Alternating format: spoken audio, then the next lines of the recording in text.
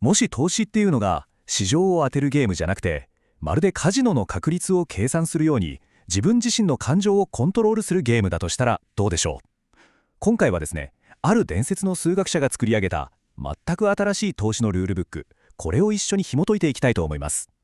さて、まず皆さんに考えてみてほしいことがあるんです。市場は不正か、それともあなたの脳か。損が出た時って僕たちついつい市場が気まぐれだとか、誰かが裏で操作してるんじゃないかとか疑っちゃいますよね。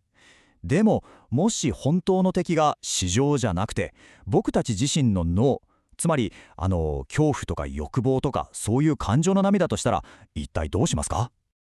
この自分との戦いに純粋な数学とロジックだけで完全に勝利した人物がいるんです。彼の名前はエド・ソープ。彼はね、ただの投資家じゃないんですよ。ブラックジャックのテーブルでカードカウンティングっていう手法を編み出して、鉄壁のカジノを打ち勝てして、その全く同じ冷徹なロジックをウォール街に持ち込んで、とんでもない富を築いた、まさに伝説の数学者なんです。では早速、その伝説の数学者が作り上げたカジノのハウスルールならぬ市場のハウスルールを覗いてみましょうか。これは僕たちみたいな個人投資家が感情の波に飲み込まれずにこの厳しい市場で生き残るための本当にシンプルな5つの原則です。さあ、最初の原則です。これがですね、多くの投資家がハマりがちなある大きな思い込みから解放してくれる鍵になるんです。それは一体何かというと、ソープの最初の教え、これ驚くほどシンプルなんですよ。予想をやめること。つまり水晶玉を覗き込んで次に株価が上がるか下がるかを当てる、そういうゲームからはもう完全に降りましょうということです。大事なのは一回一回のトレードで勝ったか負けたかじゃない、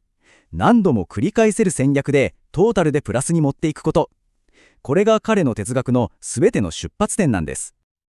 これを僕たちのためにもっと分かりやすく言うと、こういうことなんです。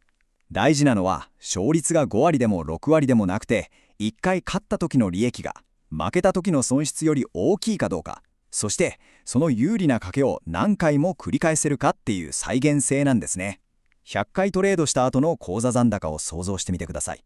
1回ごとの結果に一喜一憂するんじゃなくて、長期的な期待値で考える。つまりこの1回が当たるかなって考えること自体がもう罠なんですよ。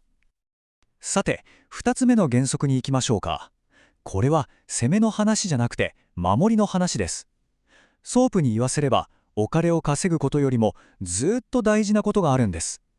それは何よりもまず市場に居続けること。つまり致命傷を負ってゲームから退場しないってことなんです。だってそうでしょ？どんなに素晴らしい戦略があったって、それを実行するお金がなくなったらもう何の意味もないわけですから。一度の大きな失敗で全部を失ったら、次のチャンスはもう永遠に来ないんです。この原則がいかに重要か、この比較を見てもらうともう一発でわかりますよね。たとえ 99% 正しい戦略を持っていたとしても、たった1回の無謀な大きな賭けで結果は破産です。逆にちょっとくらい間違った戦略でもかけるお金が小さければ致命傷は避けられて生存できる。つまり才能とか知識よりもリスク管理こそが生き残りを決めるってことなんです。じゃあどうすれば致命傷を避けられるのか。具体的なアクションは3つです。まず1つの銘柄に資金を集中させすぎないこと。どんなに自信があっても予期せぬことで価値がゼロになる可能性は1だってあります。次にレバレッジは原則使わない。これはね、小さな傷を致命傷に変える劇薬みたいなもんです。そして一番大事なのが、買う量をいくら儲かるかじゃなくて、いくら損しても大丈夫かから決めること。もしこの投資がゼロになっても俺の人生は大丈夫かって自分に問いかけて、その許容できる損失額から買う量を逆算するんです。さて、3つ目の原則です。市場から退場しない方法を学んだら、次はいよいよ最大の敵、そう自分自身の感情とどう向き合うか。でもね、これは根性論じゃないんですよ。ソープはトレードの真っ最中に考えるってことをしなかったそうです。なぜならその場その場の判断には必ず恐怖とか欲望とかそういう感情が入ってくるから。彼は買う時から売る時までの全てのシナリオを事前にシステムとして設計しておくことで、感情が入り込む隙間を物理的になくしちゃったんです。このスライドは皆さんの投資プロセスを評価するためのすごく強力なチェックリストになりますよ。一度ご自身のトレードを振り返ってみてください。買う理由、誰にでも説明できるくらい明確な一文にできますか？売る時の条件はそろそろかなみたいな感覚じゃなくて、具体的な数字で決めてますか？そして一番大事なのが、含み益や含み損が出た時に最初の計画を感情でねじ曲げたりしてませんか？これは感情に勝つためのトレーニングじゃなくて、感情がそもそも出てこない仕組みを作るための設計図なんです。4つ目の原則。これはですね、多くの人が時間とエネルギーを費やしている未来を予測するっていう幻想そのものにメスを入れる、かなりラディカルな考え方です。ソープは強気派でも弱気派でもありませんでした。彼は市場全体が上がるか下がるかなんてことには一切興味がなかったんです。彼が探していたのはたった一つ、数学的な優位性、つまりエッジ。優位性っていうのは簡単に言えば、確率が自分に有利に傾いている状況のこと。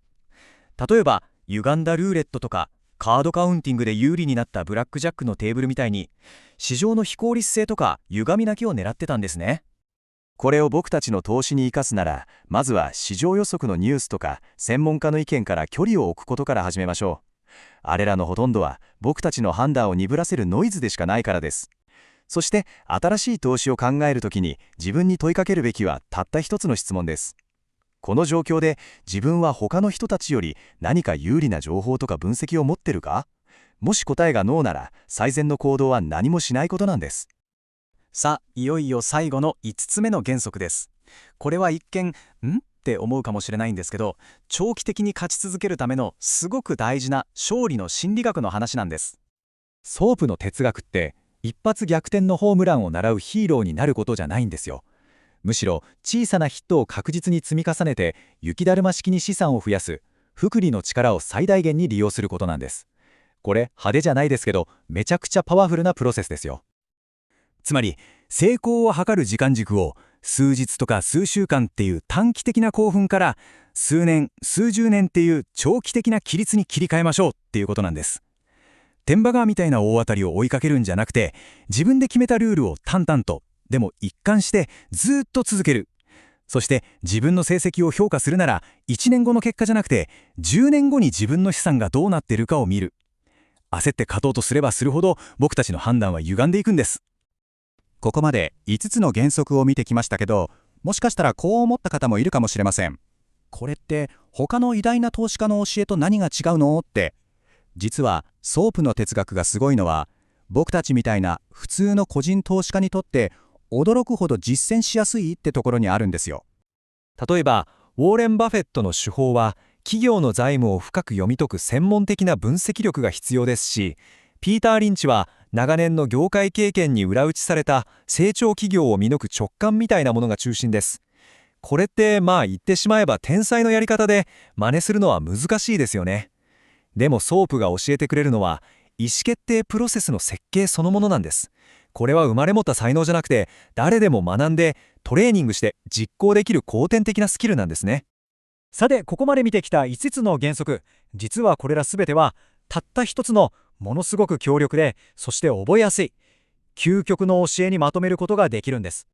エドソープから僕たちが学ぶべき核心、それは投資判断を人間の感情から切り離せというこの一言につきます。未来を当てにいかない、一度にかけすぎない、その場の感情で迷わない、そして何より市場から退場しない。これはお金の多さや知識の量に関係なく、全ての投資家が今日から自分の武器にできる普遍的な原則なんです。